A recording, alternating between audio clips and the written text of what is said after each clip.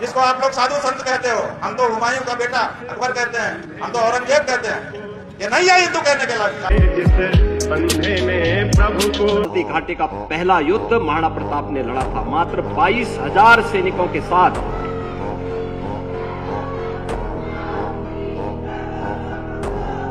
महाराणा प्रताप की उम्र क्या थी? 27 वर्ष, और सेना थी 22,000 की। अकबर की सेना थी 1 लाख से अधिक।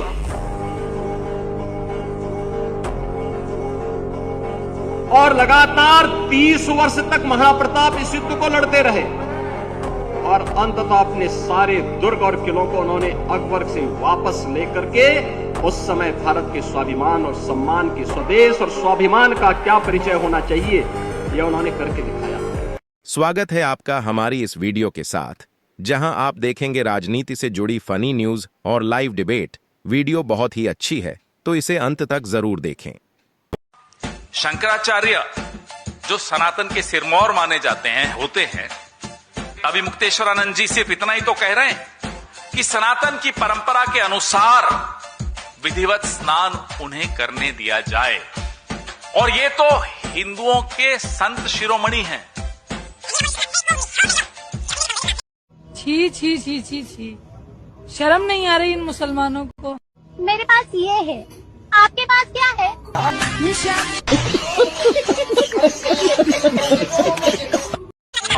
मंदिर हिंदुओं का है, सबका नहीं हो सकता। मानते राहुल गांधी हिंदू नहीं है वो, घोषित रूप से हिंदू नहीं है। जो हिंदू धर्मशास्त्रों के प्रति गलत बयानी करता हो, वो हिंदू कैसे हो सकता है? उनको हमने बहिष्कृत घोषित कर दिया हुआ है। अब ये शंकराचार्य नहीं रहे, ये घमंड की पराकाष्ठा, ये इसको कहते हैं विनाश काले विपरीत बुद्धि। आप हैं कौन? आपकी औकात क्या है? लानत है ऐसे लोगों पर। ये बेशर्मी है, ये बेहयाई है, ये निर्लज्जता है, उससे कम कुछ नहीं है। गलत तो हो रहा है मुसलमान के साथ इस मुल्क में, बहुत गलत हो रहा है। अब क्या गलत हो गया? अरे योगेश तारू, तुमको कुछ पता नहीं है? धीमे धीमे और ये मोदी की सरकार में बॉलीवुड का भगवाकरण हो रहा है। भगवाकरण? हाँ, मुसलमानों को काम मिलना बंद हो रहा है। किसको काम नहीं मिला? वो है ना अपना legendary actor, music director AR. Rahman. AR. Rahman को मुसलमान होने की वजह से पिछले 7-8 साल से और काम नहीं मिल रहा। 7-8 साल से? हाँ, ए.आर. रहमान ने खुद बताया अपने मुंह से कि मुसलमान होने की वजह से काम नहीं मिल रहा। लेकिन ये ए.आर. रहमान है कौन? तुम ए.आर. रहमान को नहीं जानते हो? हम याद दिलाते हैं। वो ए.आर. रहमान जिसको जोधा अकबर में वो गाना आया था ना, ख्वाजा मेरे ख्वाजा, वो गाना लगता था सेकुलर, और छावा और तानाजी और ये धुरंधर जैसी पिक्चरें कम्युनल लगती थी, वो ए.आर. रहमान। अभी भी याद नहीं आया? सुनो, कंगना रनौत है, हाँ, भाजपा की सांसद, तो वो जब अपनी पिक्चर इमरजेंसी के लिए उससे मिलने के लिए गई, उसको कहानी सुनाने अपनी पिक्चर की स्टोरी, तो उसने कंगना रनौत से कहानी सुनाने को मना कर दिया। बोला हमें आपकी पिक्चर में काम नहीं करना, आप तो प्रोपगंडा वाली फिल्म बनाती हो, राइट विंग वाली। वो ए.आर. रहमान। वो यार, अबे उसके बारे में और कुछ बता, याद नहीं आ रहा। तो सुनो, तमिल में एक पोएट थे और लिरिसिस्ट पिरास सुदन जी, जिसने 400 से ज्यादा फिल्मों में काम किया है और कम से कम 1500-1600 गाने गाए हैं, और तुम्हारा 4-5 हजार भजन गाए हैं। वो काफिर था पिरास सुदन, तो वो एक बार इस ए.आर. रहमान के घर गया मिलने के लिए काम के चक्कर में। तो ए.आर. रहमान की अम्मी ने जैसे गेट खोला ना, तो पिरास सुदन को वहीं रोक दिया। मगर तुम तो काफिर हो, ये तिलक छापा हटाओ माथे पे से, तब आओगे हमारे घर में अंदर, नहीं हमारे घर में एंट्री नहीं मिलेगी। और बगल में जो लोंडा हंसता रहता ना उस अम्मी का, वो ए.आर. रहमान। ऐसे आदमी को काम नहीं दिया जा रहा अब बॉलीवुड में। अच्छा, हाँ, गलत हो रही है मुसलमान के संग में। लेकिन तुझे पता कैसे चला ये सब? पिरास सुदन जी ने अपने मुंह से बताया। मुंह से? गलत हो रही है मुसलमान के संग में। ऐसे कट्टरपंथी लोगों को काम मिलना ही नहीं चाहिए। तुम इसी के चक्कर में लगे रहो, हिंदू मुसलमान के चक्कर में। तुमसे तो बात करना ही बेकार है। मोदी साहब, ये मुसलमान के संग में गलत हो रही है, अत्याचार, इस्तीफा दो। जिस देश के अंदर सुई नहीं बनती थी, मोदी जी ने आकर चंद्रयान का रिबन काटा, वो कांग्रेस की देन थी। चल झूठा। जिस समय पर कांग्रेस, अच्छा मुझे बताइए चंद्रयान किसमें बना था भाई, किसकी सरकार में बना था? पता नहीं। इसरो किसने बनाया था, जरा बताइए। जो मसले थे, अगर मोदी सरकार, डीआरडीओ किसने बनाया था, जरा बता दीजिए आप लोग। अरे मैं क्या बताऊं मैं। जिस समय पर हमारे पास छत नहीं थी, उस समय पर भाखड़ा नांगल डैम से शुरुआत करके, और अगर मनमोहन सिंह जी की आखिरी सरकार रही, हमने लोगों को अधिकार देने का काम किया।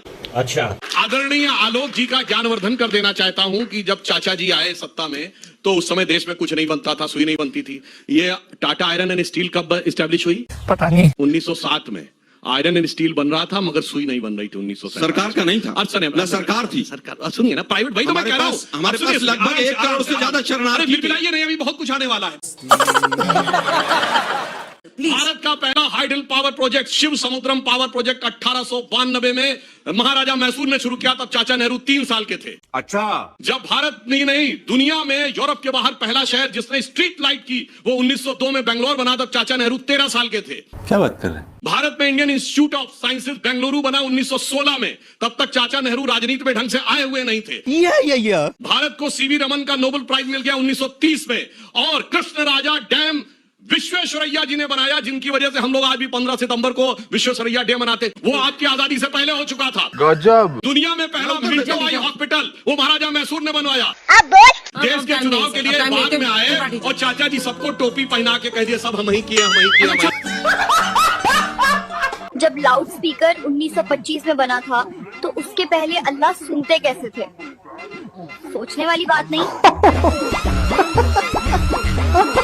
मुसलमानों के प्रति इतनी नफरत क्यों है अनिरुद्धाचार्य जी के मन में? नफरत नहीं है, मुसलमानों के अंदर जो हिंदुओं को मार डालने की घृणा है। क्या मुसलमानों ने एक दीपू को जला नहीं दिया बांग्लादेश में? मैं यही कहता हूँ, हिंदू कभी मुसलमान से नफरत नहीं करता, मुसलमान हिंदुओं से नफरत करता है। क्या बात है सर, क्या बात, ये बात है। 100 हिंदुओं के बीच में एक मुसलमान सुरक्षित है कि नहीं? लेकिन 100 मुसलमानों के बीच में क्या एक हिंदू सुरक्षित है? मैं आपसे सहमत नहीं हूँ। आप मत रहिए सहमत। ये समाज बांटने वाली सोच नहीं है। तो फिर दीपू की हत्या के जिम्मेदार आप हैं? जिम्मेदारी लीजिए कि मैं जिम्मेदार हूँ। बोलना भी हूँ क्या करिए बोल। अब मैं मुसलमानों का पक्ष लेती हूँ, इसलिए मैं जिम्मेदार हूँ। लेकिन उसके लिए पूरी कम्युनिटी को तो नहीं हम जिम्मेदार ठहरा सकते। ये आप बांटने वाली सोच है। बांटने वाली। अभी हमारे देश में पहलगांव में धर्म पूछ के मार दिया गया। गलत हुआ। तो क्यों? मतलब हिंदुओं से नफरत थी, तब ना आपको हिंदू है ठा ठा कर वो दिया। आतंकवादी थे, आप आतंकवादी हैं। भाग यहाँ से। दीपू को जो मारा वो आतंकवादी थे कि नहीं? वो है आतंकवादी। बस तो फिर कहिए ना बांग्लादेश आतंकवादी है। क्यों डर रही हैं आप कहने में? अब बोल, अब बोल। मुझे क्यों कहना है बांग्लादेश? ये तो हमारी सरकार का, ये बांग्लादेश का आपका रिश्ता है। आप कहिए बांग्लादेश आतंकवाद से पूरा भरा पड़ा है, बोलिए क्यों क्यों आपको दिक्कत हो रही है? मैं किसी भी देश को लेकर कोई टिप्पणी नहीं करूंगी। अंत तक हमारी इस वीडियो के साथ जुड़े रहने के लिए धन्यवाद। अगर आपको वीडियो अच्छी लगी हो तो कृपया शेयर सब्सक्राइब जरूर कीजिए। धन्यवाद।